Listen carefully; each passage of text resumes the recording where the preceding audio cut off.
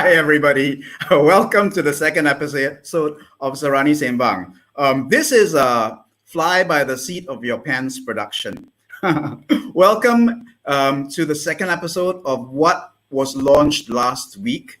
And last week, I had with me two dear collaborators, Michael Vincent Budville, who actually founded the Budville family website that became Serani Sembang. You know, it kind of metamorphosized as he brought various people onto the Budville family website, and then it became Serani Sembang, and now Serani Sembang is morphing again into what is known as Serani Sembang, the World Live Webcast. Okay, and I also had Carrie Ann Augustine, who joined us and brought along her journalism skills, and I was very, very pleased with that.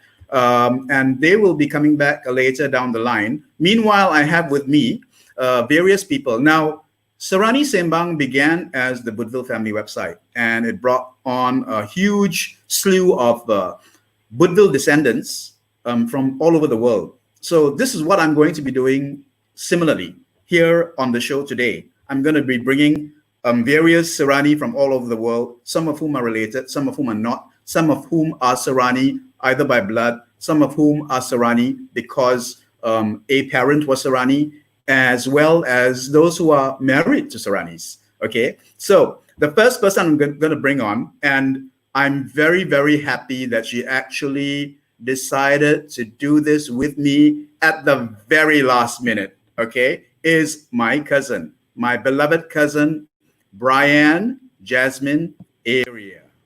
Hi, Brian. Hi. Thanks so much for doing this. No problem. Yeah. Thank you very much. Yeah. So she was game, and that's great. Yes. Because perhaps maybe that's how we get things going, by just, being a bit gung-ho, right? And yeah, I mean, like, just for those who are watching this for the first time, this is very much a homegrown, right? A homegrown Serani project. Homegrown meaning all of us who are going to speak to you this evening are all speaking from our very homes. And in a sense, we've actually taken advantage of new technology, right? And how are you feeling with the new technology, Anne? Good. You're looking really great. Your lighting. I need your lighting. My face is looking so oily and powder. Powder, right? Yeah, okay. Yeah. That's a joke. Do you remember that? Yes, of course I do. I used to use it when I was a teenager. Oh, no wonder your complexion is so good. No, actually, that's another secret. I shall keep it private. No, share it with me next time, okay? No, can. So here we are, and on this day, which is designated by the United Nations as the day to celebrate micro, small, medium-sized enterprises around the world. MSME Day all over the world. And after doing Webcast 1, right, I found out that if we were going to do Webcast 2 the following week, it would be on that designated day, right? Yeah. And Anne, you kind of, in a sense, run a micro business. Tell us about it. Well, I started doing freelancing at first when I was pregnant, because nobody wanted to hire me during my second trimester.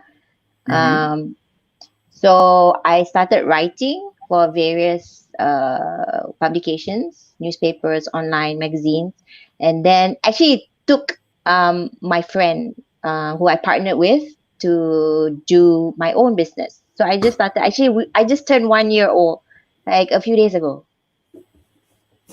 So 1 year old.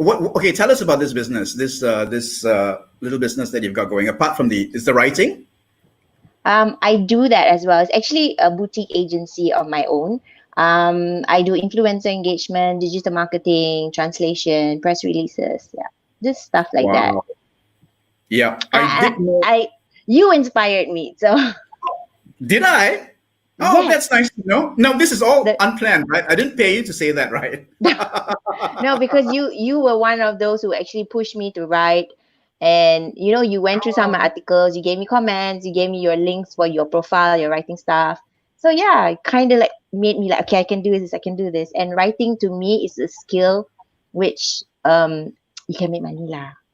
yeah, of course you can. And you can make money from anywhere. Yeah, That's what but I keep encouraging yeah, people. Yeah, yeah. Carry on. yeah, and how do I put this? Not everyone can write. I mean, you can write like not, but the way like how you write, even I look up to your writing, even your Oh, PowerPoint skills. I'm like, oh my god, and I mean, like, yes, oh my God. I mean, like, this is like going and sorry, people, this was not planned, so I'm a little bit embarrassed. no, Defiant. When you started Defiant, Oh, okay, yes, yeah. yeah, yeah, Yeah. Just to give an insight to people who are listening, I started a consultancy in 2000 called Defiant Laboratories. So a lot of people said to me, why is your the name of your company Defiant, sounds so angry? And I yeah, said, no, yeah, no, no. It's about defying the odds. Defying expectations.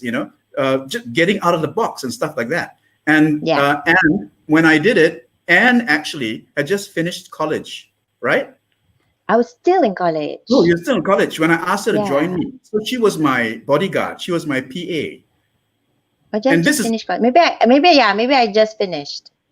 okay. This is everybody who's listening and watching. This is completely unplanned. I only asked Anne to join in about half an hour ago. And Yeah, because I didn't want to do this by myself, I felt, you're always better and bigger and stronger with other people with you. And yeah. so I threw out an invitation to Anne as well as other people. And Anne went gung ho and said, yeah, let's do it. So here she is. And and thank you so much. I mean, like this No means a lot problem. that you're sharing all this like this. Now I you mean, like know. now I know. Okay, Yeah, great. So yeah, I started this webcast because I was sitting at home and I was running out of things to do during this pandemic when even my business or whatever I do it's scarce. I mean, I haven't done anything since lockdown. It's been difficult, right? yeah, So I decided I wanted to do perhaps maybe try my hand at webcasting. And Carrie Ann was the first person I spoke with, and she was interested in figuring out how it was done and stuff like that. So I knew there was somebody there with me, yeah, and yeah. then Vincent agreed, to talk. So I'm really grateful to the two of them for giving me the impetus to just, well, get off my ass. And in a sense, I mean, like they freaked out when I said, I'd like to do it in 6 days. And then I basically said to them, listen, I want to do it because, it's the 20th anniversary of SERANI Sembang. And what a better time to launch it. And if it works, it works. And if it doesn't work, we'll learn stuff from it.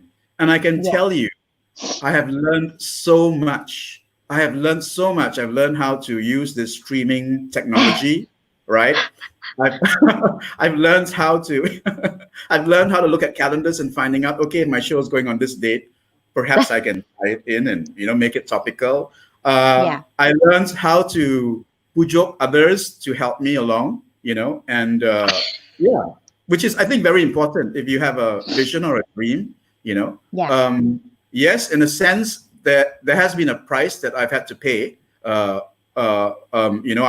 sure I've, in a sense, maybe annoyed or upset Carrie Ann and Vincent, and maybe that's why they're not here. But maybe we'll come around and join again together later on. Because there is a price to pay. I mean, like even now as I'm talking to you, I'm actually very tired, right? Because I've been at it since this morning, pulling it together, and just very happy that. And thank you. I mean, like it does mean so much to me. So it makes the whole day for me today, really worthwhile. To Yeah. have you say this. So it's wow. Okay, thank you very much. So Anne, ask me Yes. now another question. We actually have a comment. Oh, Did do you we? see it? Yeah. Yeah, yeah. No, from a not kind of Facebook like, user, but there's no name on right. the chat. Yeah. Okay, never mind. So the person said Serani particularly. So Yeah. not first generation Eurasian. I love everything Serani. Yes, indeed, indeed. Yes, it's the reason why I identify as Serani is because I feel that me saying I'm Eurasian makes people wonder which parent is, European or Surani. which Yeah. grandparent European. So, but when I say Serani, it does mean that we have European ancestry from up to 500 years ago. So it becomes a little less. How should I say? I don't know. I mean, like, but that's my reason for choosing to identify as Serani, and in a way, championing the Serani identity label, so to speak. Yeah. Whoever asked that question, thank you. I do, in a sense, in the webcast first episode, I do carry on about the reason for Serani Sembang and how I came around to calling it Serani Sembang. So you can watch the webcast on our Serani Sembang channel. Okay, what I'm going to do is I'm going to bring on a pre-recorded segment with somebody who really impressed me when he got going. Yeah. That person is Barry Westerhout. Okay. I think he's my friend. Yes, Wait, hang on. of course. Yeah. Well, he launched when the lockdown happened. He launched unrestricted stage. Share with us how it happened. All right. So how it actually happened was with the news of the impending MCO and then knowing that all the businesses and all that were going to be shut, especially, I'm a huge karaoke fiend, right? So Don't we know it? and so of course I started taking to social media and watching all because all these artists began their own live streams, yeah, from all their various social media sites. And then I was kind of like bouncing from like maybe Instagram to Facebook, maybe occasionally YouTube. And then it just kind of like sparked off an idea, like, you know what? Wouldn't it be great if I could gather like artists like in a sort of scheduled session so that, on like at least one platform or, something like that, so that, we could just channel the audience directly. They don't need to kind of jump around. They will have a schedule to kind of like look towards and, plan their weekend. Yeah. And so that's really the basis of how the idea came about. And so it just started off as me just voicing out my, idea on Facebook. Right. And it kind of got traction. Performer friends, started coming in and say, yeah, I don't mind doing it. Yeah, I don't mind doing it. And then I made the stages public, and they in turn then started tagging their friends who I was, not connected directly with. Yeah. And just from that, it snowballed into a whole Sunday's worth of entertainment. So that's basically really how it began. It was like a community project, kind of driven by the performance community themselves as well. And I got to reap the benefits of just being able to watch all of them like that. Yeah. And when you first started, it was very simple. Most people were behind their desks, kind of like doing stuff, and then it kind of like became a little bit more, how should I say, presented. Yeah. And so now it was running for 2 days, right? Saturday and Sunday. The very first one was only on one day, Sunday, and then Sunday, right? As the momentum grew, then then it became a Saturday, Sunday, and then we decided to add on a Friday section, a 2-hour DJ slot, right? Okay. And then, but that we kind of removed that after a while due to certain issues, Facebook copyright issues and all that. Oh, really? And so we turned an interview session quite like this. So we interview our past and current performers of the stage on Fridays, which is what I'll be doing later at 10 o'clock. Okay. And then at 10 o'clock. Okay. Yeah, and then Saturdays and Sundays. Yeah. This segment will be shown actually tomorrow. So right. Sorry, Yeah, I think yesterday. It's fine. No worries. Yeah, authentic chit chat. I mean, like we're all about authentic. So yeah, no worries. Yeah. So you are doing this by yourself, or do you have a team of people? Kind of like oh no, roll it out? I definitely could not pull all of this off by myself. I mean, what I always say is that I have a great team of people. At the end of the day, it's a community thing, right? Yeah. And the idea may have been, something that I came up with, but every step of the way, I've had people who pitched in, who gave their suggestions, who lent their time and expertise. And now we have a core group of my cousin Joshua Peterson. He handles the tech side. He creates the videos. He advises us on all the branding stuff. We have Tina Isaac, who is also a theater performer. She's a singer. She's a writer. And she handles the more legal side of things, and she's the organizer, and she's the whip behind everything, making sure that we toe the line. And recently, to expand things, because we recently launched a website, and we got on Lingus, who was a past performer as well. So he is the one who built the website from scratch, and he overlooking that part. And what is the URL for the website? What is the URL for the website? It's www.unrestrictedstage.com. Okay. So basically so anyway, I'll come to that a bit later. Mm-hmm. And then we also, once again, going back to how amazing all these performers are, they don't only come in to perform. They, as I said, they pitch in all their valuable knowledge and know-how. And they also help moderate. So when I say moderate, it's basically because we have whole day sessions at the peak of it.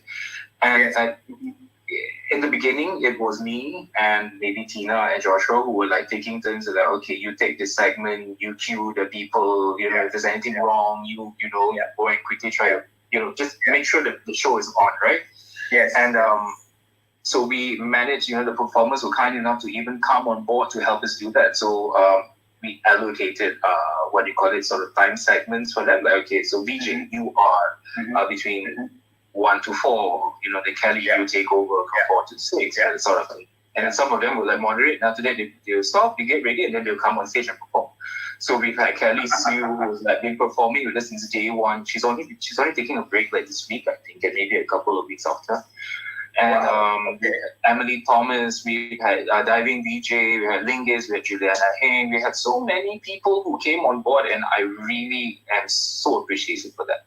Truly. Wonderful. Yeah, great team, big, and I'm sure fun to work with as well, which is great.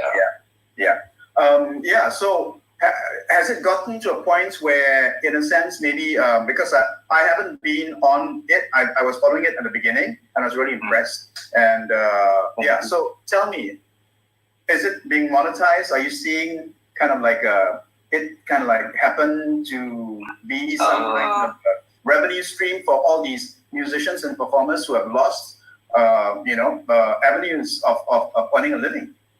Yeah. So what we did in terms of that, of course, number one, if I were to go back to the very beginning, the idea was to drive eyeballs, viewers, ears to the to the performer in question, and so that will kind of help sort of build or give them more exposure, because you see we're bringing along different performers with different fan bases, and everyone's leveraging on each other's fan bases. Excellent. So you are growing, you're hopefully expanding your reach then through other people's fan bases. So and of course, knowing that because it was the MCO and entertainment was very, very, very affected, right? So we did and until now we do encourage the performers to put up their their PayPals, their bank accounts, whatever, to kind of online bust, so that everything goes directly to them.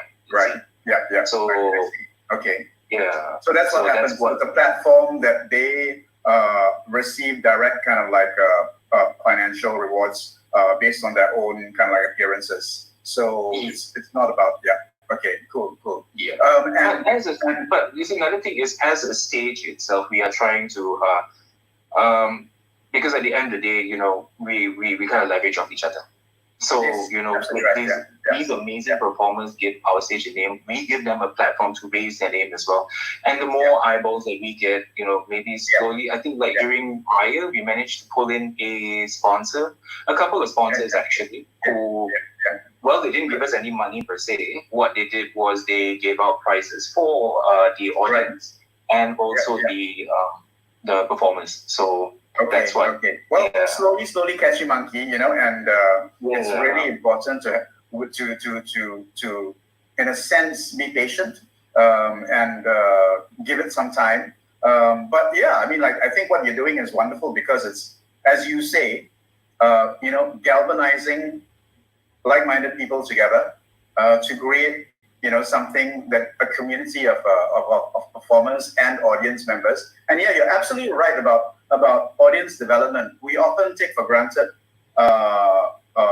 or rather, not notice that when two different kinds of performers are sharing the stage, they're actually sharing each other's audiences. And that's one of the reasons why I used to champion cross-cultural art making. Because when we do that, then we're exposing another community to another culture, you know, that kind of thing. So cross-cultural, cross-community kind of stuff, is something that I'm close to, you know, and that's why Serani Sembang is so important. Because I'm hoping for Serani Sembang to be able to be like a bridge builder for various communities and for various kinds of communities of practice. So like this particular day is the UN designated day for micro, small, and medium-sized enterprises.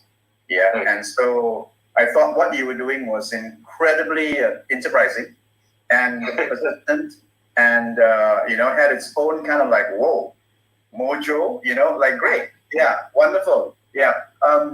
Would you like to kind of like say anything to various other people who have ideas to create something, and is there something that you might have learned from this experience that might be able to help motivate or inspire other people?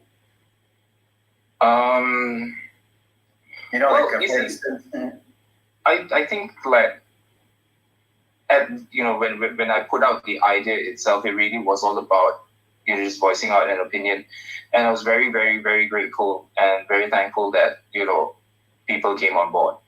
And you know, the things that definitely were, I think like this is a sort of running joke that we have in our sort of meetings, that everything is a steep learning curve, and sometimes you just got to plunge in and do it, and you know, you will just have to learn.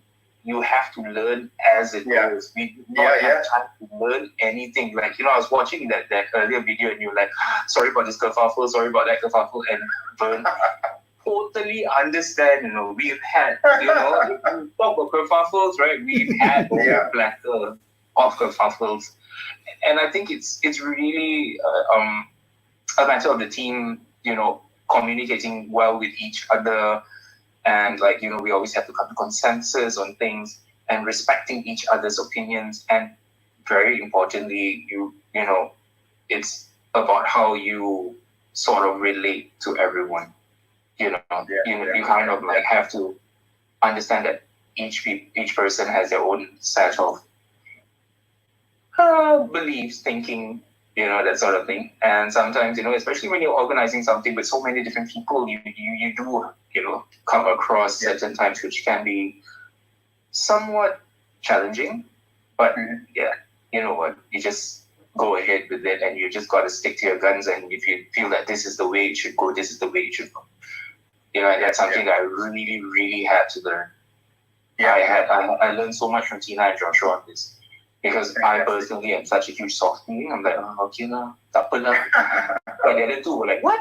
No. And that is the thing that I picked up from that. And that, To basically stick to your guns, and because somehow deep inside there's something that's telling you this is what needs to be done. I mean, like 20 years Serani Sembang. I don't know. I mean, like. I'm sure I've rubbed people up the wrong way along the journey, you know. But you can't avoid that. That's the thing. Yeah, isn't it? Yeah, because everybody have got their different kind of like, I guess, vision of what it has to get to. Yeah. Yeah. It's thanks for mentioning that, because now I don't feel so bad. Oh, trust me, Vern, there were times where like, you know what, that is it. Like, I don't know how I'm going to get myself out of this mess. But yeah, I think like, you know, I think I definitely have something to learn from you as well. Definitely. Well, you know, whatever it is, I hope it works for you. But you're inspiring me. I can tell you that. Okay. We inspire each other. Yeah. And yes, that's the way it should work. Yeah, that's the way it should work. Yeah. Thanks a lot for coming on board and sharing the story with us. Anything that you want to tell us about this project of yours, where it's heading? Should we look out for anything? You know, you've got a show later tonight at 10, which this is Friday, right? So it's 10 o'clock Friday when you have an interview session. Okay, we watch that. And then tomorrow, when this segment goes live at 6:30, you start, right? Yeah, and I'm the opening show. Oh, okay. Yeah, well, we are going to miss that because we're going to be doing our thing, right? But I'll definitely catch up and see what you're doing. And then so 6:30 you start on Saturday. What about Sunday? What happens on Sunday? Also Sunday we start around 2 o'clock, if I'm not mistaken. Okay. And usually at both days it ends around 10 o'clock. Give or take. Yeah. Okay. The whole schedule is up on our Facebook page, which is www.facebook.com/unrestrictedstage. All the performances are still up there as well. We are on our 15th week this week, so we're 15 weeks old, and you get to pull down and look. Yeah. So anything that you want to see, you know, it's practically all there. It's not all just singing and dancing. Yeah. So it is also learning. It's quite varied. Yeah, a lot of variety. Wonderful. Yeah, keep it up, and look forward to seeing you grow the baby to, I don't know what it could be, impresario, Mister. Yeah, there are plans. There are plans that we're talking about. So, but I can't say anything yet. Of course. Whether it's a Hollywood musical or unrestricted state. Okay. Thanks a lot, Gary. Wonderful. All best. Thank you. Yeah. Take care. Bye, guys. Bye.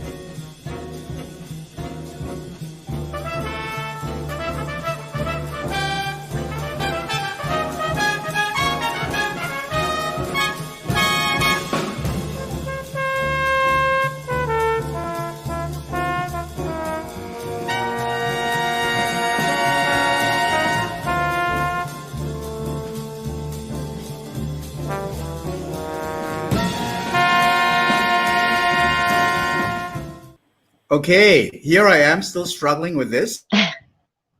Now, the next segment is basically,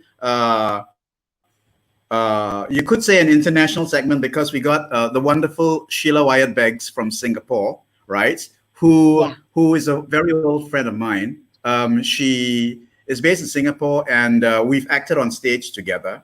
And once again, she also was basically dragged into this by the seat of her pants, and she went gung-ho. And we had so many technical problems, difficulties doing it. So we had to shoot it or record it several times. And what happened was I had problems trying to edit the bits together.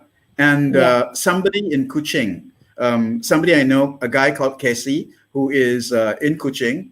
He helped me to basically put this together. Quick Smart. This morning, I sent him a message and said, "Can you help?" And he helped. And in fact, all the videos that you see was him helping me to string it together and make it look more presentable. So it's really a shame if I can't play it, because he really rushed it for me. So I'm going to try now, right? I'm going to try now, and I hope that you guys will, in a sense, bear with me as we take this through by the seat of our pants, really, right? So now I'm going to share the screen. And I'm Sheila Wyatt, and I'm here with Irene, who's going to talk to us about her business. And she makes special things and her customers and her clients. So, hello, Irene. Hi. Hi, Sheila. Hi. How did you get started with, okay, tell us a little bit about yourself and what you do. I used to work, then I stopped working in somewhere around 2010. I was staying home, and I started my little business when Mom had a stroke, and I continued her little achar business, specialty achar ikan masin. She used to do many years for all her regulars, and then from then on, I started adding on more and more of her menu, and it's been like 4 years. Have you taken on your mother's old clients? Yeah, some of them. Some of them, and then of course you have your own. So how do you sell your products? I actually use social media, but over 4 years, I think now I have my regular customers, and I normally use a WhatsApp broadcast. Okay, so do they come and pick up from you? Do they collect from you? Okay, They collect from me. Some of them request for delivery, which I try to deliver. Okay, but now it's quite easy if you can get if you can get a Grab driver who will do your delivery. Do you have that? Then, I do have, but then now I don't really do on a large scale. Okay. So I do it at my own capacity. Okay, and how big is your capacity? How many jars of achar can you make in a batch? In a batch, 36 large achars. 36. So it's the big bottle. Jars. How big is the bottle? That one is around 600 ml. Okay. Oh, that's quite big. Yeah. That's quite a big. That's a big tub of achar. Wow. Okay. And so who helps you? Grams. Okay. Yay. Oh, how lovely. Right. Do you how many helpers do you have? No, I don't have any helpers. I do it all. You don't have helpers? How do you do it? Yeah, I prepare it over a few days. Yes. Yeah. But now it has gone on to more and more items. Yeah. So I make the achar and I store them as stock. So I get my regulars to come in to collect. Yeah. Have you any plan? Okay, like your curry puffs. So I suppose the curry puffs can be frozen. Yeah. And then you can just frozen and keep them in the freezer. So it would make sense to buy a whole lot and stick them in the freezer. Yeah, right. Some of them do that. Some of them do that. Yeah. I can imagine because yes. Yeah. When it comes to Christmas, I even roast beef, roast chicken, stuffing, potato stuffing. Lovely. Yeah. So how has COVID affected your business?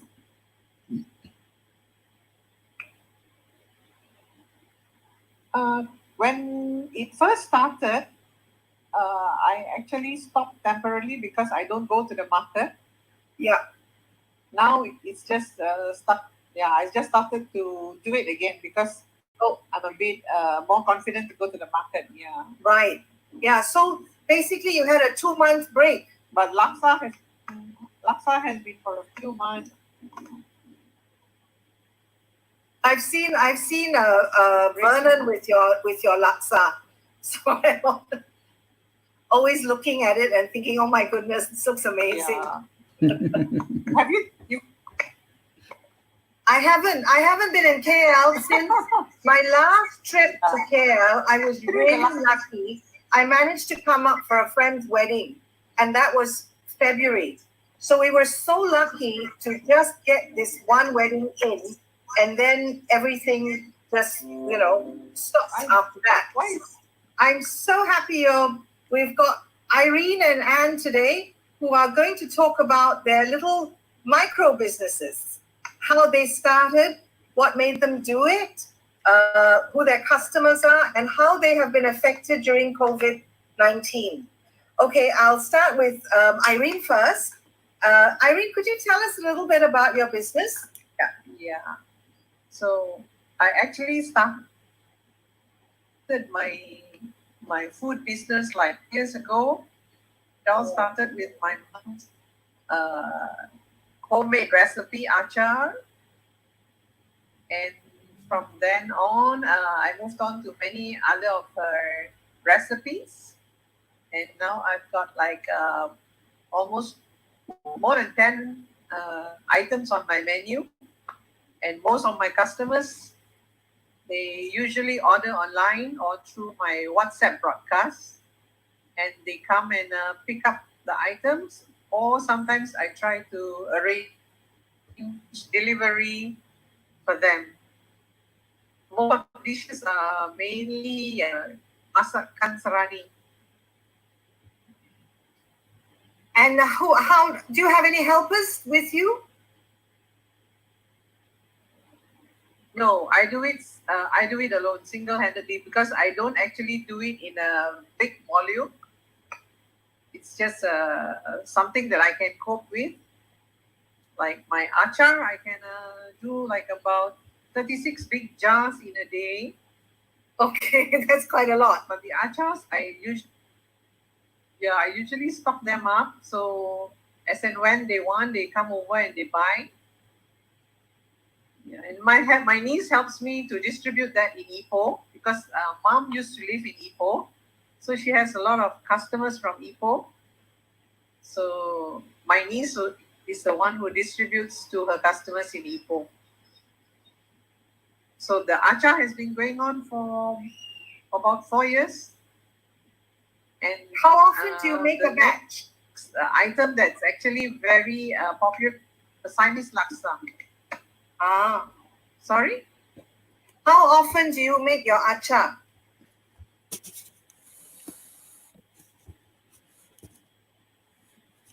It depends on the orders. Okay. As the stock gets lesser, then I always try to replenish and keep it. Yeah. There are some who order in bulks. There are some who order for just family consumption. Some order as giveaways. Yeah. Have you been affected The during other COVID? item that is actually hot selling. Yeah, I was in fact, when the COVID started, I stopped for about during the MCO. I stopped because I don't actually want to go to the market. So I just started only when this RMCO started, when they are a bit more relaxed and COVID is not that aggressive.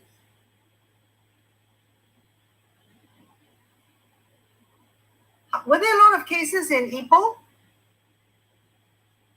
Ipoh, I think not really. Oh, that's good. But I'm actually staying in Subang Jaya. Okay. I came back to Ipoh today. Yeah, Ipoh is my hometown, but I now live in Subang Jaya. Have you got any plans to add some new dishes? Yeah, in fact, I've been adding a few dishes lately also. As and when I think of something that mom cooks, I'll just announce, and then they'll come and buy. Some Eurasian families will come, some Chinese families. My latest addition was the jintan curry crabs. Wow. Yeah. I didn't expect it to be a hit, but it's a hit. I do also make rendang top, which is popular in Perak. Rendang, I do chicken rendang, prawn rendang. Oh, you were showing me a jar of your achar. Can you show us how big the jars are?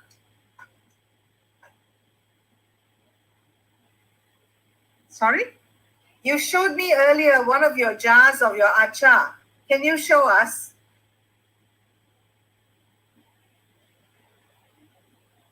Yeah, I have 3 sizes of the achar. Large, Okay. medium, and small. The small is around 250 grams. The medium is around 480 grams, and the large is about 600 grams. Have your customers asked you for any special needs or any special requests?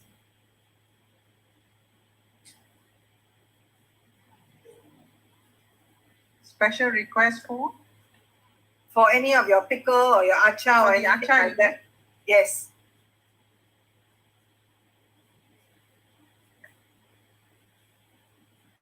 Yeah.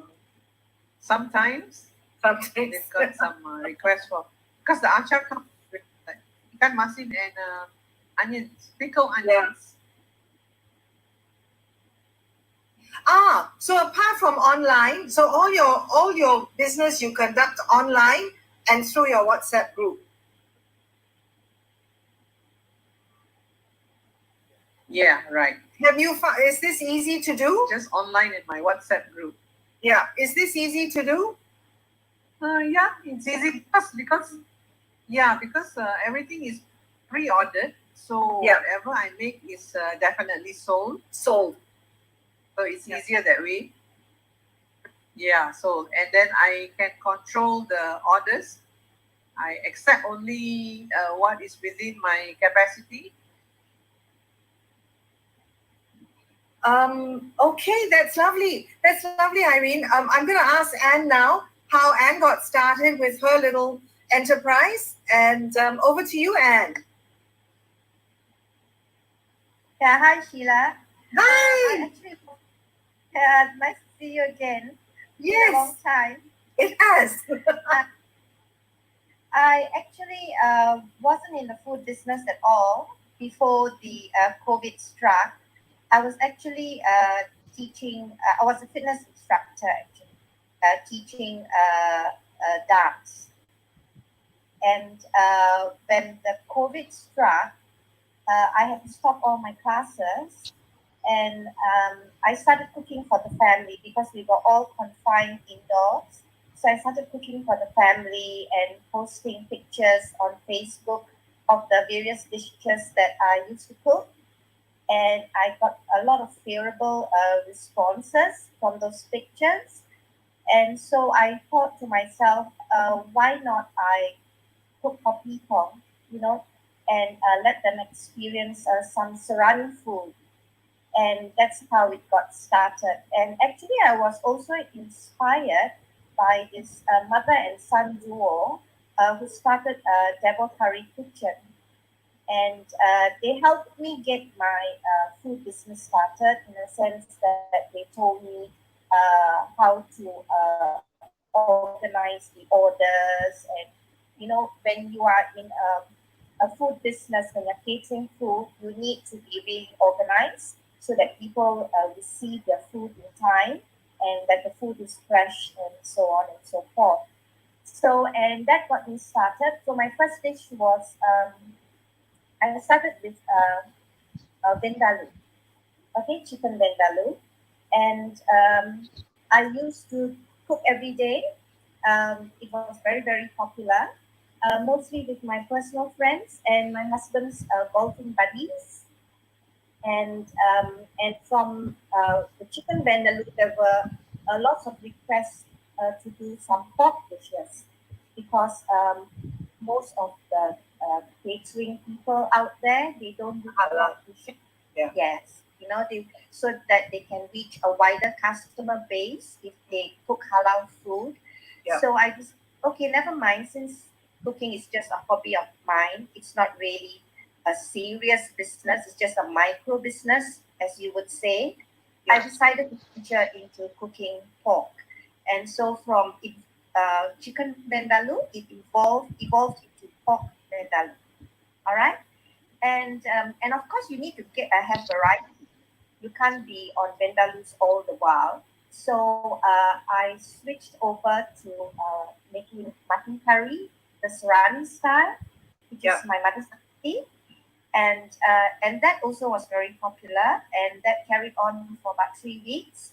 And now I've started cooking devil curry, but pork devil curry, not chicken devil curry.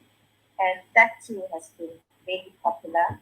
And I think I'll continue with that for another couple of weeks. And So- that's how my business grew. How many families do you cook for? I get orders roughly. I used to cook every day, all right, Sheila, but now it's down twice a week because it's RMCO and everything is more relaxed. So I've got to get back to my fitness business. Yes. I dance fitness, so I Yeah. tapered it twice a week, and I cook for roughly 30 people. Okay. At a time, 33 people, because I'm the sole cook, so I don't want to push myself. So Yeah. it's that I can cope with as 30 people. So twice a week, 30 lucky people get to eat your food. Right. I think you have tasted that. I have. I was going to say, I've had your ambila. I even asked you for the recipe. It's delicious. Yeah. Oh yeah. I have, and then of course I saw another friend, Audrey, was very lucky to get an order in as well.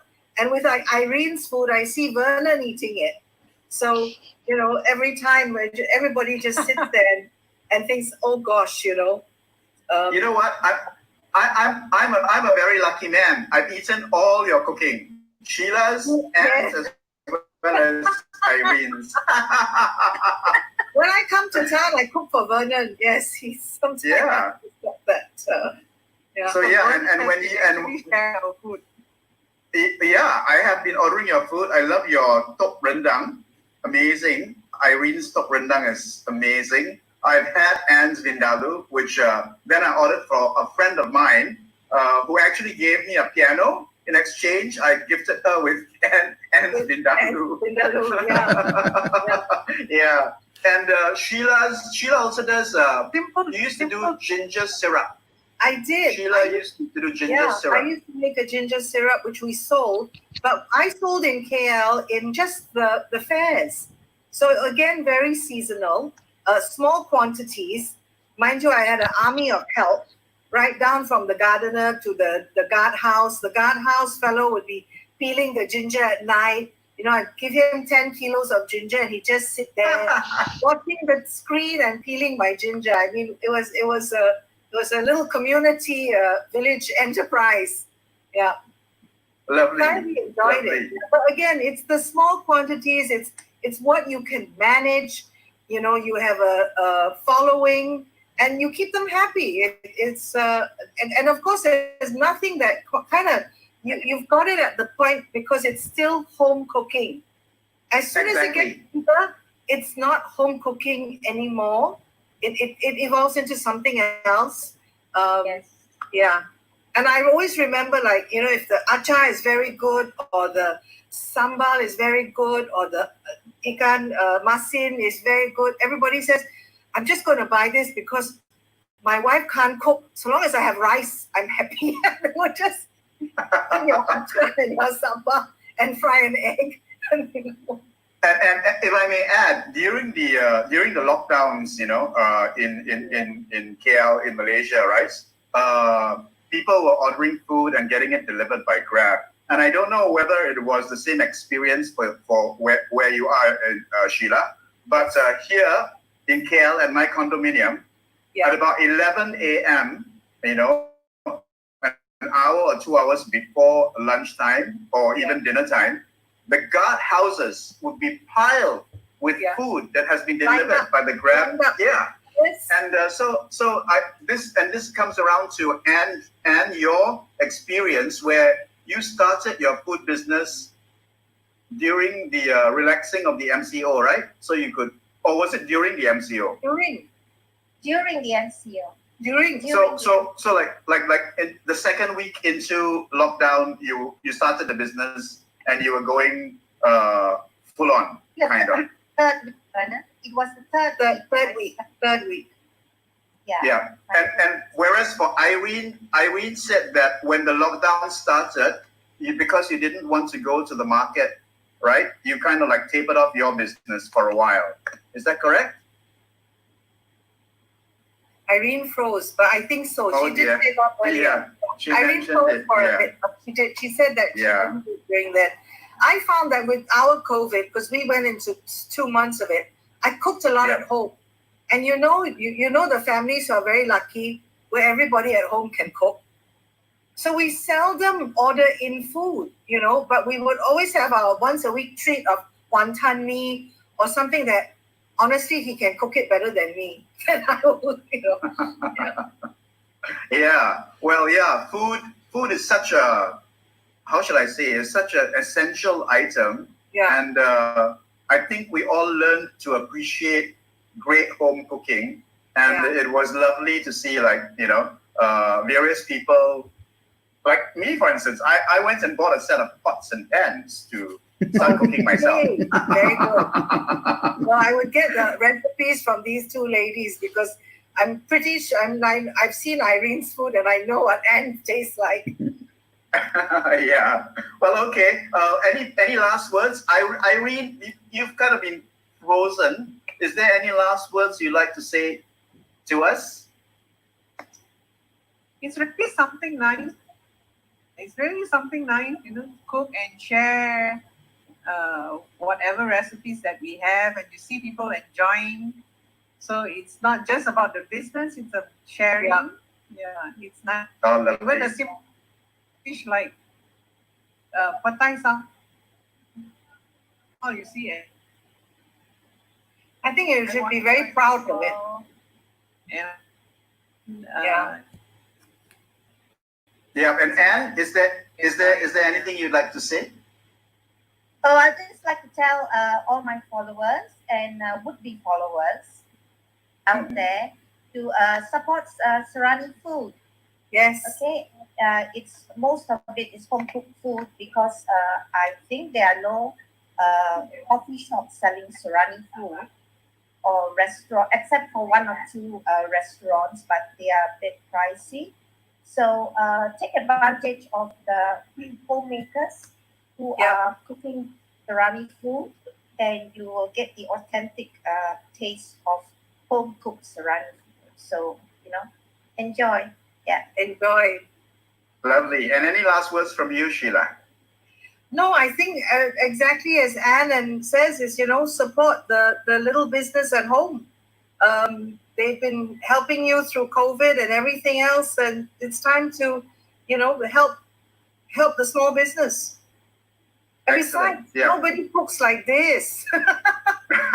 Yes.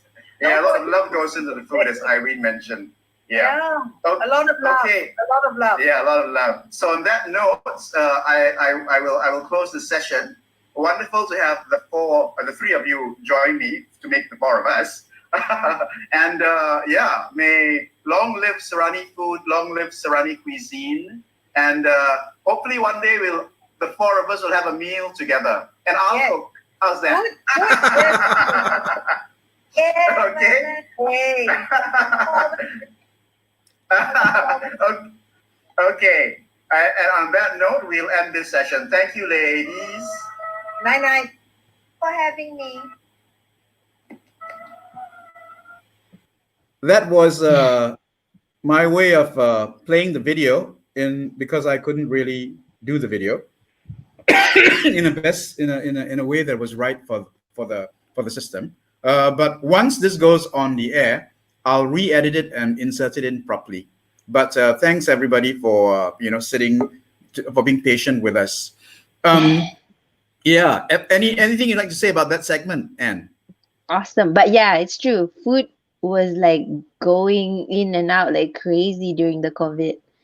I mean, I Yeah. sent some to you also. Yes, you did. Thank you so much. Yeah, No I felt problem. very That loved was because you sent to me, and your sister sent to me, and your mother Yeah. sent to me, and my God, it was and totally unprompted. And I'm sure a lot of us experience it from the people we yeah, love. yeah.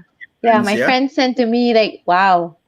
Yeah. So somehow this whole pandemic, made us realize what are the important things in our lives, I guess, and to hang together, to really hang together. Yeah. Yeah. Okay. Yeah. So moving right along, Yes. what we're going to do next is we're going to move to Margaret River, Australia. But before that, a Yay! little bit of a break.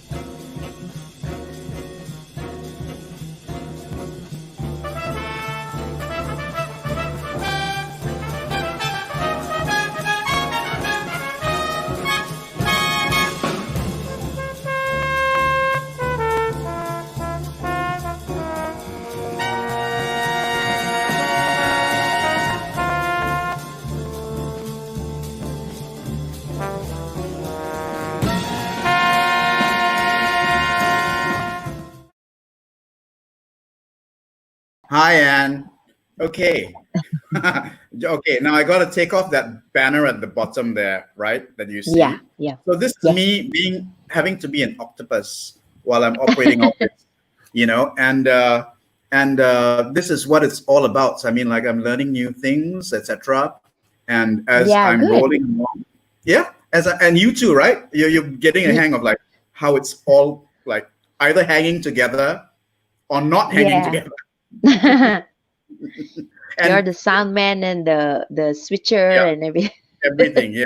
And Good job. and yes, and just to let people know who might be coming in, this is the second episode of Serani Sembang, a fly by the seat of your pants production, where everything is like very scrambled together, and it's because we're all bored and wanting to do something and moving along. So what's happened is the show is now at 1 hour 6 minutes, so it's very long. Okay, but Yeah. it's a webcast.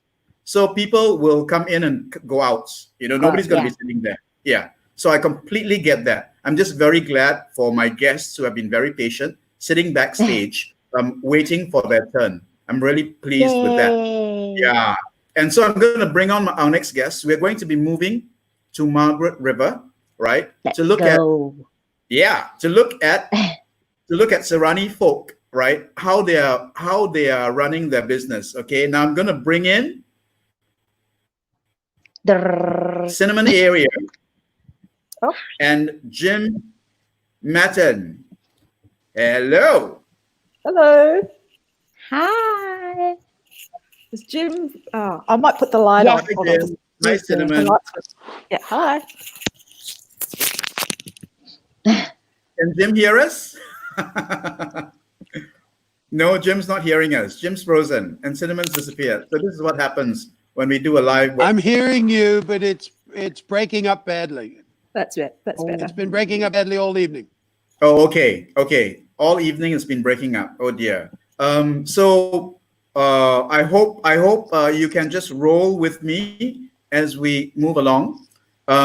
Okay, just to introduce Cinnamon, and both Anne and Cinnamon are my maternal cousins. Okay. They are from my mother's side of the family. Anne is Brian area and Cinnamon is Cinnamon area. So it's my mother's two brothers, right? The daughters of my mother's two brothers. And Jim is Cinnamon's husband, right? And Jim and Cinnamon live in Margaret River, Australia. And so we are going to actually hear from them how exactly they, you could say, do their own little small businesses in that part of the world, and how it perhaps has been affected by the COVID-19. But before that, I'm going to play a clip.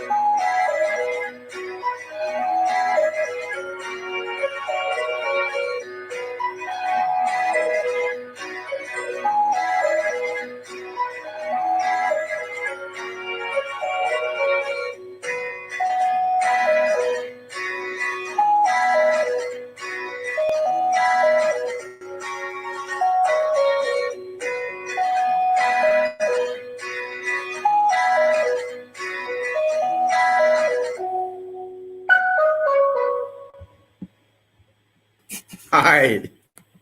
Hi. Sid, hear me. So that was your little bit of work there, right? Thanks for rushing the video together for this show. Thank you so much. So just to give an insight to people who are watching, Cinnamon and Jim, who are on the right side, is that correct? On the right side of your screen, is it correct? Right, everybody. Yes. On the right side. Jim, on the right side of the screen. Yeah. Run a business, or rather several businesses in Margaret River, Australia, right? Perhaps one of you would like to tell us how it all began. Matten's Gallery and Lodge, you're talking about? Yep. How the Matten's Gallery and Lodge began. Okay. Jim can tell you that. I can. I started it many years ago, more than 40 years ago. And I put in the plans to build a place where artists would come and stay and work and exhibit. And to that end, built several buildings, some that for accommodation, Cinnamon and I have our own house, and some workspaces for artists who could make things in, ourselves included. Over the years, we've done that, or we've also just rented to people who came and stayed because they wanted to be in Margaret River, perhaps for work or even for holiday. So that's how it got started. Okay, and this was in what year again? 1973, right? Is it correct? 1975, I hitchhiked to Margaret River. And, Okay, wow. That's how I got here, how things started. 1975, so 25 plus 20, 45 years ago. Wow. Wow. Older than me. Aha. No. That's true. I'm not surprised I'm older than you. Yeah. And so you run this lodge, and it's for artists, and now how is it going with COVID-19? What happened? Well, at the moment, we're empty. All the residents that we had were overseas workers, and they had to leave. They went home. So we've been empty since the middle of March. Because the place had been running for 20 years or more, and we finally had it empty, we chose this time to do some work to get ready for whatever it is we're doing next. So we have stripped out the kitchen very much, and it's going to be different, more like a commercial kitchen, less folksy, if you'd say, maybe less wood and exposed brick and more stainless steel and tile. And we're just, getting ready for the next thing that we'll do. Now, as I build it to make a place for artists, I think that we're going to give this a try. We're going to let COVID say, all right, go back to your original ideas and see what you can make work. Perhaps people will come and stay with us and then visit the many art galleries around Margaret River. When I first conceived of this was a very basic country town. You could pretty much count all the artists on one hand. And I thought, if I want artists around me, I'm going to need to build a place for the artist. Now there's plenty of artists around us. It's changed quite a lot in 45 years. It's a center for fine wines and food, and art goes with that. And there's lots of artists. So we think we might become a center where people wanting to visit those artists and experience what it's like living in a kind of working art center. So those people can come and stay with us, take part in whatever is happening on that day with us and our art. And also we can call friends amongst the artists and say, there's a few people coming to visit you today. Are you happy if they came? And the people can go and visit other artists and see, perhaps buy from them, but also just to see how they live and what it is they're doing. So you could say that Margaret River started out as kind of like this remote beach town, and now today it's quite sophisticated and has a bit of style and quite classy, isn't it? Yes, very much so. It was a small farming community that was going backwards in 75. There were fewer people in 75 than there were in 65. Farmers were having to sell their land and move on. There wasn't a way of making a living on these farms. The vineyards had not yet come in, and so surfers were giving a little bit of a boost of life to the place, in that there were a few people moving in amongst the surfers, of which I was one in those days. And that was lifting the place the tiniest bit. It was really the vineyards coming in. People, I don't know if you want the long story, but basically doctors needing tax breaks decided they would plant grapes. And the grapes won prize. The wines won prizes. Right. Then it became, Margaret River's status just went completely from like a losing little farming community to a place where West Australia's wealthiest people would put their money on show. Wow. Okay, and you were there from the beginning. Were you involved in the planning, or do you know who that first doctor was who had this brilliant idea? I think perhaps it was Dr. Cullen, but it might not have been. And yeah, they came and they planted grapes. There Right. was, there was some science in it. There was some science in it. The soils were good. The sun hours, which is terribly important to the grapes, corresponded to some of the good areas in France. Right. And so you do have an insight into how things flipped for Margaret River, in that you know that the name of the first doctor who planted the first grape seeds and decided, hey, this can fly. And 40, what you would say, what, 40 years ago, this took place? Yeah, the first grapes probably went in 40 years ago. It takes a while to develop a wine from that. The real change may be of interest. A good Catholic family with lots of real estate up in Perth started Lewin Estate Wines, and they were really early on. And Lewin is Lewin Estate, yes. one of our geographical areas. There's a Cape Lewin. This is a long story if you want to. Well, no, it's very interesting. I mean, like, just to put it into a nutshell, all right? People are leaving Margaret River, Keep going into that. and somebody came along you and know, decided, oops, Jim's gone a little bit. I think he's frozen. Yeah. Okay, yeah. So I like that. I like that story of how, Margaret River was kind of like beginning to get abandoned, and then somebody comes along and decides, we can do this here, and that's kind of like a turning point, right?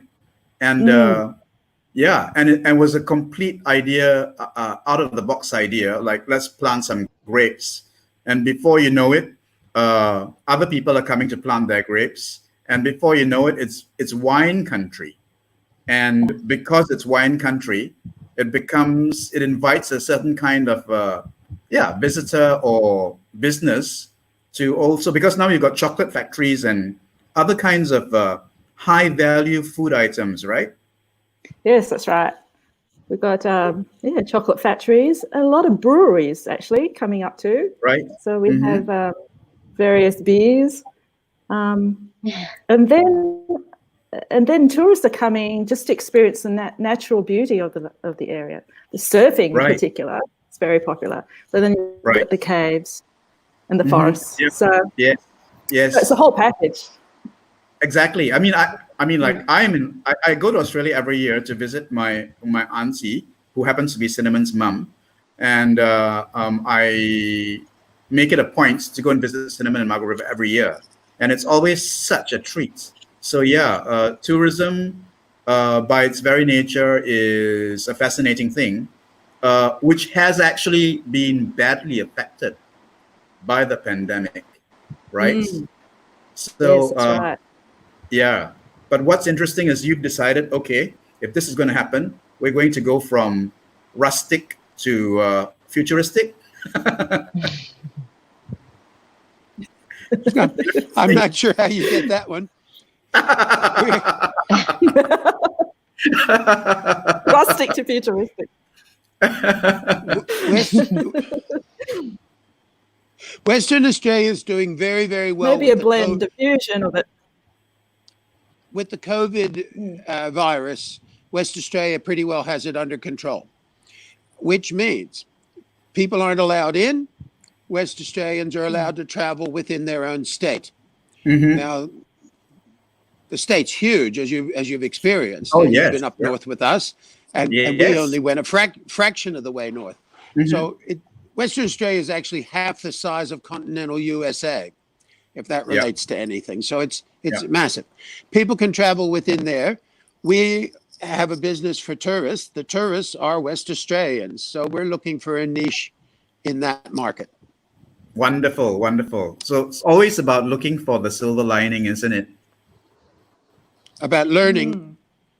Yes. Yeah, and yeah, about learning, about the silver lining. Yep, yep, and being positive and yeah, getting on with it. Yeah, wonderful. So what I'm gonna do is Yeah. And I think carry on, Cinnamon. also just to be able to adapt to situations and be creative and innovative in it. That's I think that's the big lesson, that I Yeah. got. That's come up for me. Yeah, being adaptive. And I think we Yes. all have to get used to the change. Yeah, the new normal. The Absolutely new right. normal. Yeah. Absolutely right. And I'm just thrilled to bits that the two of you from Margaret River could join us. And also at the last minute, no, not like the last minute. I had you on my list, and I'm just glad that you said okay. I spoke to you. I think it was on Monday or Tuesday. I decided I'm going to do this theme: micro, small, and medium enterprises. And as I went through the list of people in my head, of course, the first thing I think is, okay, who is family that, and I think you saw this on the family WhatsApp group, right? When I said, when Bernadette talked about her candles, and I said, would you like to be on the show? My goddaughter. Candles. Yeah, Right. yeah. Bernadette, yeah. Yeah. And Yeah, wonderful. nephews and nieces, but they were a bit segan, very malu, very shy, and didn't respond.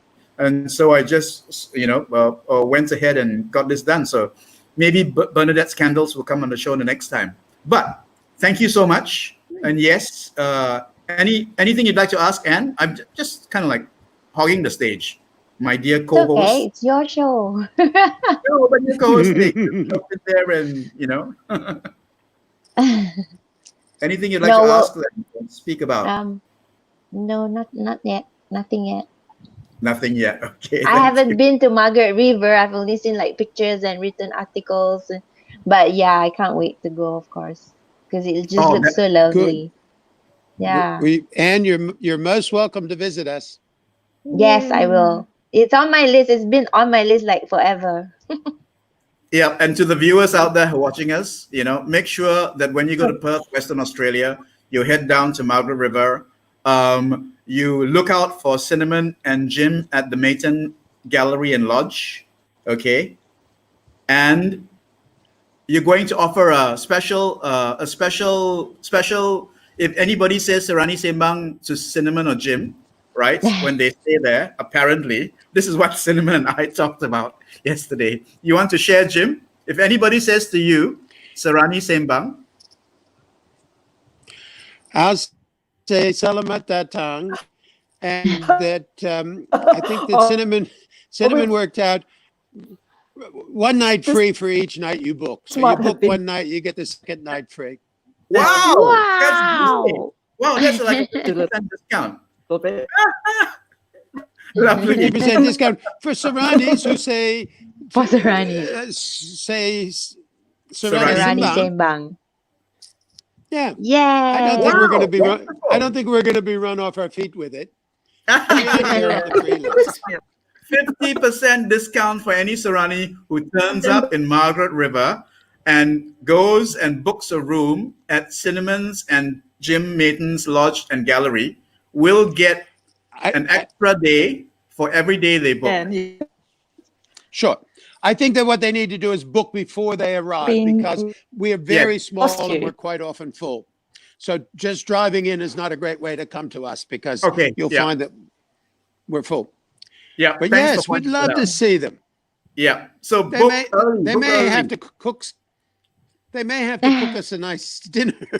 I don't think that would be a problem. Yeah, Yeah. What shall we have? wonderful. Thanks a lot, guys. Thank you very much. Yeah, and have a wonderful weekend. And we'll speak again soon. Take care. Right? that's a good idea. Good, Vernon. Good luck to you. Thank you very much. Bye. Bye. So, Anne, how's Yes. it going so far? Cool. Interesting. I mean, Interesting. these are people I'm like, okay, besides our own family, but yeah, what they do and how how they started, which is interesting. Yeah, fascinating work Yeah. that they do over there. Jim's house, which I've been to several times. I mean, like every time I go back. See, like yeah, Perth is like second home to me. Your home. Yeah. Every time I go to Perth for Auntie Rita's birthday, who's Cinnamon's mother, I make a trip down to Margaret River and I stay with them. And they're on about 10 acres, 10 acres. And when you look around those 10 acres, you realize how amazing patience and persistence can be. Because Jim told me that when he first bought the land, it was barren, completely nothing. Okay, it was pasture land, So basically, the sheep or the goats or the cows had eaten everything. Okay, so flat land, nothing. Now you go to the place, right? And it's like Australian bush. So there are trees that are like 50 feet high, Wow. and there are kangaroos just hopping by my bedroom window, yeah. And so it was because he bought the land and started to plant trees. Built. And he built, right? Well, he bought the land, he planted trees, he built, you could say, 2 houses, and now that's their home, and that's so wonderful. Yeah. So so and I'm glad that they could join us to share that story. Yeah. So go visit. Everybody go visit. Yes, I will. No, there's a comment. MO, looking forward to visiting when I'm in Margaret River next, whenever that will be. Oh, okay. Yes, use the code SERANI SEMBANG. Yeah, use the code SERANI SEMBANG. Yeah. And look for, okay, the person who actually sent a message is Emily Olas. Emily, hi. Emily is going to be contributing stuff later down the line. She got really excited about it, but she's really, Emily is very, very busy because it's the end of a school year. She teaches drama. So thanks for coming on board, Emily, and watching what we're doing here. Okay, so now we're going to move on to the next segment. So as you can see, I've got a lot of stuff happening, and we are now into 1 hour 31 minutes, right? So, but like I say, it doesn't matter how long it runs for, because once we have this as a master reel, I can actually cut it down to make smaller bite-size little, video pods to put up, and people who take part in it can also benefit from that, because they'll be all over the internet in various shapes and forms once we get this done, right?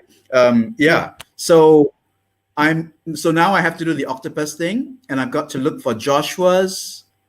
Okay, Joshua basically started a company in, once again, Perth, Australia, with his father, whom I met, whom I know very well, and whom I worked with, and whom I know his family. And Joshua's father is Aloysius Shanmugam.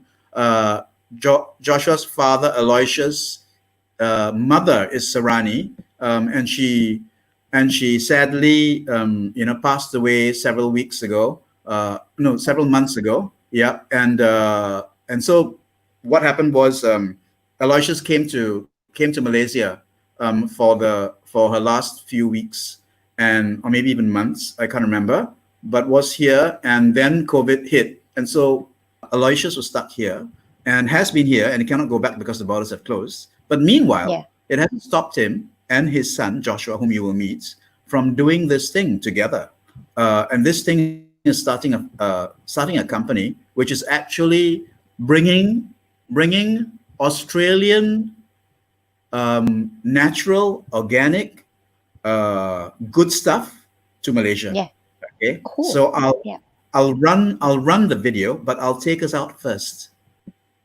Okay. So as you can see, we've got from a special one of our Serani entrepreneurs, who is based actually in Perth, Australia, has actually got together a really nice promotion for us at Serani Sembang. And this is from New Earth. Yes. New Earth. Yes, we're still being occupied here on Serani Sembang World Live Webcast, and I'm going to bring on the owner of this particular concern, and his name is Joshua Elaine. Joshua, how are you? Hi, I'm doing well. How are you? Very good. So now, tell us where you are. I'm in Perth, Australia right now. Okay, and perhaps maybe tell us what your Serani links are. Oh, okay. Well, so my grandmother on my paternal side is a Murray, and my grandmother on my maternal side is a Gunting and Skelchie. Okay, a Murray, a Gunting, and a Skelchie were your ancestors. Well, your mother was a Murray, your grandmother was a Gunting, is a Gunting, and your grandparents were Murrays, Guntings, and Skelchies, right? And you're now in Perth. Yes, I am. Okay, which part of Perth are you in? Canningdale? Okay. South of the river. Okay, lots of Serani in Perth. I was there for 2 months of last year, and enjoyed it very much. Okay, so tell us, you've got a business going, right? And the business involves health foods. That's correct. Yeah, that's right. And it is called New Earth. Yes, New Year's. Or pronounced Nui Earth, which is, tell us the origin of the name. Well, the name is from the Hawaiian word, nui, which means great or abundant. So our idea is that, well, the earth it's great, it's abundant, it provides everything we need. So our drive is to bring that goodness of the earth to you through sustainable farming practices that restores the earth as well. Wow. So this is very timely at a time when the global pandemic is upon us and we're beginning to realize how important it is to treat the earth better and treat ourselves better. Yeah, exactly. And at the moment, so you are hoping to create a business that distributes natural, organic, good, wholesome foods. Mm-hmm. To where precisely? We're looking at the Southeast Asia region. We've just launched, and we are currently just in Malaysia at the moment. Okay. And we're looking to expand out of there.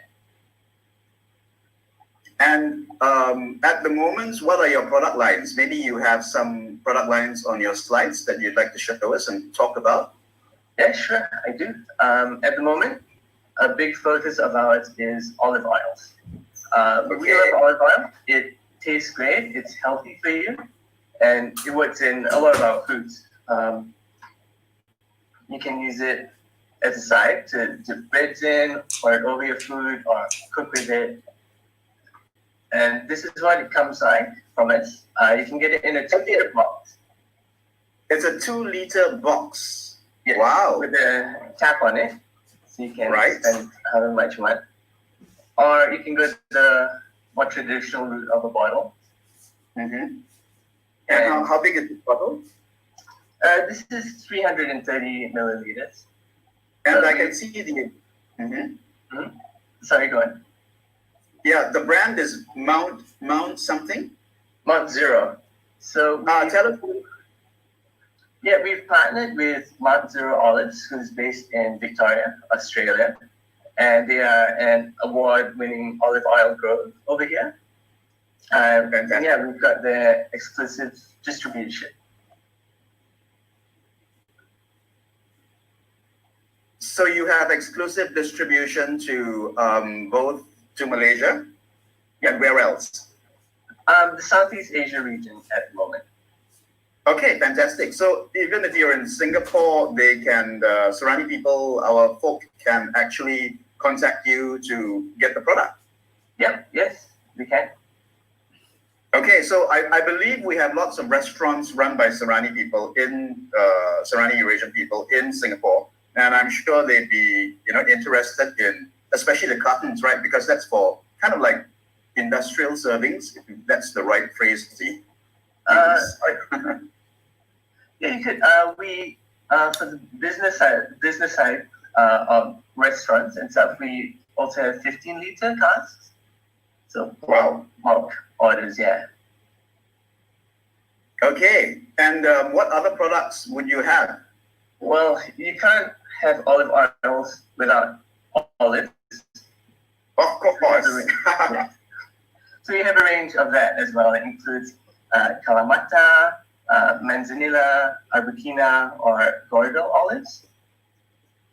And besides that, we have grains like Right. chickpeas and a variety of lentils. Okay, so you have the olive oil, you've got the olives, right? Yeah. And you have all these grains and granules. Therefore, from Mount Zero, your partner, and therefore we can have pasta, we can have martinis, and we can have bar snacks. And so just with your products alone, we could start up a little, I don't know, pop-up stall somewhere. That sounds good. Yeah, a Serani Martini. What Serani Martini? Serani Martini kind of like pop-up thing with with pasta and snacks of the grains and stuff. Wonderful. So now you are in Perth, and I believe your dad is in Malaysia, in Kuala Lumpur right now, right? He's kind of like grounded by the situation, and that's how. I called him up and asked him if because I know your dad, Aloysius. Aloysius is very entrepreneurial, and so the family migrated to Perth when? 6 years ago now. Okay, so you have been there for 6 years. How has it been? It's good. It's a second home to me. I fly back between Malaysia and Perth all the time. It's the same time zone, so very convenient. Yeah, very convenient indeed. I mean, I go to Perth every year for my auntie's birthday, and on the show, we will have my cousin who lives there, who runs a hotel business, so we'll be seeing her as well. Okay, back to if I may bring in the slides again. Okay, so you've got dentals. Are there any other PowerPoint slides you'd like to show? Well, for this week, in joint partnership with Serani Sembang, we're doing 10% off all olive oils. Okay, 10% off all olive oils. So we get to save how much here? From 330 to 297. So that's 33 ringgit off. 33 ringgit. Yep, that's for the bottles, and for the 2-liter packs, it's down to 252. Thank you very much for putting this together for us. We really appreciate it, and I'm sure there'll be a lot of people who might be interested to get hold of this. So how do they contact you? Do they go to a website that you have, or do they email you, for instance? Yes, all the above. We have a website, nuiearth.com, and our contact details are there. You can send us an email at info@nuiearth.com or WhatsApp us. The phone numbers down below. Also down below. Okay, let's take a closer look. Can see it down there. Let me take off. Yeah, I need to take off the ticker tape. Hide. Okay. Yeah, all the details are there, people. So what's up? Aloysius, Joshua's dad, who is stuck in Kuala Lumpur because borders have been closed, right? Needs to get going on this business of his, which I am sure has been affected by the pandemic. But in true Serani resilience form, we're going to power through the pandemic and get his business going. So if you're looking for olive oils, grains, even olives, you can contact Nui Earth, Aloysius Shanmugam, who has links to Skelchi, Gunting, and Murray. and you can get a great deal on these products. So yeah, quickly take it all down and enjoy good, wholesome, wonderful produce from Australia, Mount Zero, right? Yes. Okay, well, would you like to say anything to our viewers? I mean, this is our second episode, okay? And I am powering through the pandemic myself by trying to acquire new skills. And if I may share with the viewers, Joshua here came on board, when was it, Wednesday or Thursday? It's Thursday. Yeah, I think Thursday, when I first contacted your dad, and I suggested to your dad, let's do this. And then he brought you on board. And Joshua has helped me quite a bit because I've sent him stuff to help me edit on video. And so thank you so much, And so this is how we power through the pandemic. We get together, we come up with stuff, and we keep ourselves busy, and we learn new skills. Yes. So that's how Serani like us will sembang, right?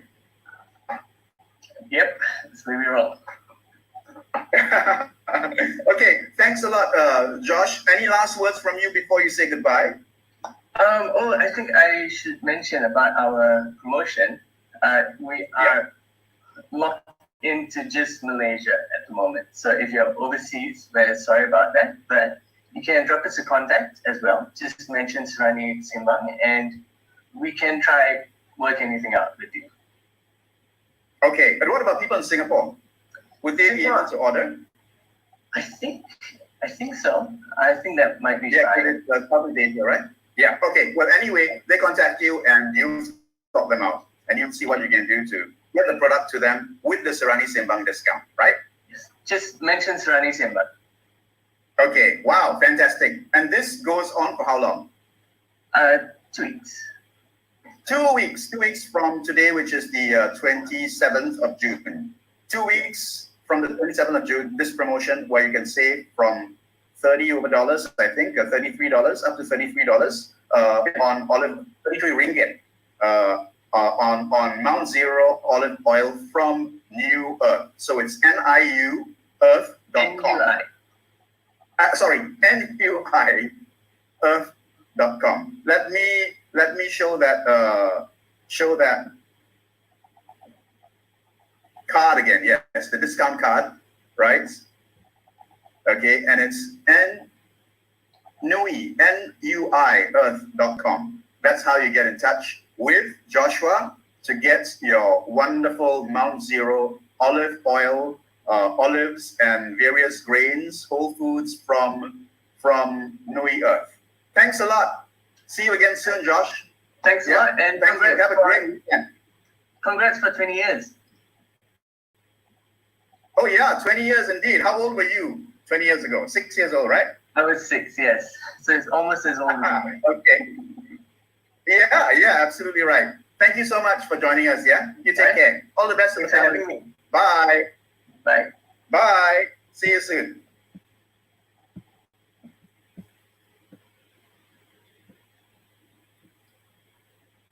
Wow.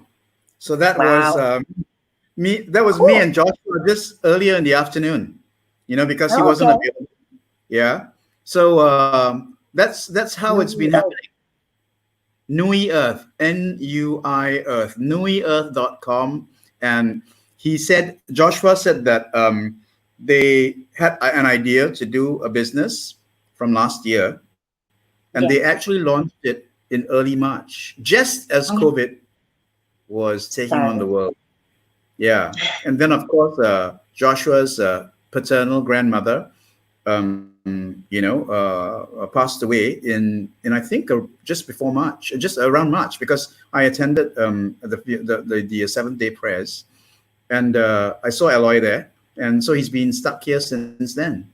But nevertheless, because of technologies like what we have now here, like with this streaming technology and internet communication and stuff, we can still work together. Yeah. Right. And we can still get a lot of things done, right? Yes. Yeah. Yep. We just have to kind of like think positive, think constructively, and I don't know, Persevere. spread and persevere, yeah, and power through the pandemic, which is actually a title from BFM Radio, which I love. You know, they had I think they still do have a segment called Power Through the Pandemic, and I just love the positivity of all that. Yeah.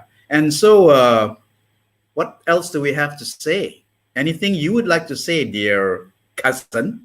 No, it's a good thing that you're doing this. So all the unknown brands or the unknown, I mean, to us, this side of the world, maybe.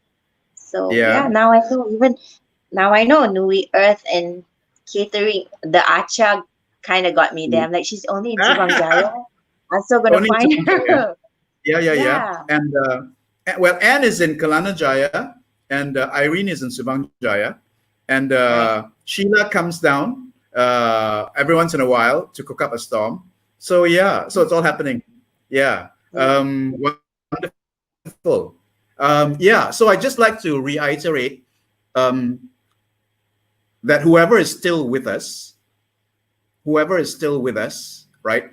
Thank you for still being with us, because we are still learning on the fly, you know, and we are still yeah, this was something that I came up with to do 6 days before the first webcast, and that was last Saturday. And today we have our second show, and it's, what is it, 6 plus 6, 12, 13 days since I came up with the idea to do this. And we're building content which has a lot of kerfuffles in it, right? A lot of mistakes. Raw and uncut. Raw and uncut. Here I am, under really, I could look better with better lighting and hair and makeup, but no budget at the moment, so I'm in my home, in my bachelor's home, doing what I can to do what I can. Yeah. So, and there you are. Where are you again? Sunway Kayangan, right? After people can find me. Oh no, so sorry. Yeah, I'm in Shah Alam. Yeah, Shah Alam, which is 50 over miles from me, I think. Sometimes it feels like it. 26 km, about 20 plus, not too far. Okay. Yeah. And then we had Joshua from Perth, Cinnamon and Jim from Margaret River, Sheila from Singapore, Irene from Irene from Subang Jaya, and Anne from Kelana Jaya. And meanwhile, this show also could not have been possible without Casey from Kuching, who helped me with the videos at the last minutes, and Joshua also helped with the videos, and Sheila for coming in to do that little round table of aunties talking about home-based catering. Very nice. And so if people you got discounts and promos. You got discounts and promos. And you got discounts and promos. Yeah. Thank you for remembering to talk about that. So we've got a 50% discount for the Margaret River accommodation through Jim and Cinnamon. And we've got the Nui Earth 10% discounts. Yeah. So a lot of that happening. What else do we have? No, that's it, right? Yeah. And then you've got, of course. Sorry. Good job.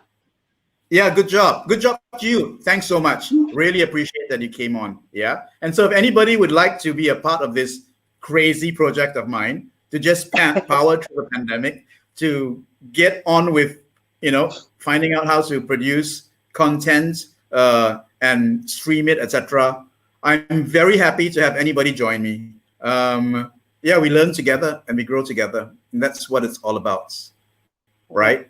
Serani Sembang, celebrating family, celebrating community. Thanks so much. Thanks so much, Anne. Love you that you just, love you. Thanks so much. Really, really. I mean, wow. Bye. Bye.